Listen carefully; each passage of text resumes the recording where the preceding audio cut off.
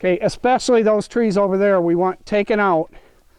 And if we can get all those trees taken out over there, next year when you come in here, you won't be able to walk through here. Come in here and make little trails in here. Make sure, because this is going to get all choked up and overgrown. Make sure they have trails to get in and out. Perhaps dumbest thing that has ever been said is to create a sanctuary and never go into it.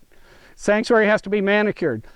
There are going to be stands set up, probably somewhere up on that hill over there, I would think. And if you just let trees randomly fall down in here and let the deer make their own trail, they're not going to come out past your stand. So you have to come in here and manicure these areas. So once a year, these areas out under here, if you want to put a doe family in here, need to be raked out and then sprayed with ground clear. And that'll keep it clear for a year. And they will use a spot like this 90% of the time that you make it, if it's in the right area. And I would want to have this area here, if it was on my property, this entire high ground strip here, all the way to the end there, would, anywhere there's not standing water on this hillside, would be nothing but lack of canopy, and we would have all this kind of stuff all the way through it. And you could have 5, 6, 7 doe families living just on this area right here. Years that there are beans out here, they are not going to move in that direction in daylight in most cases.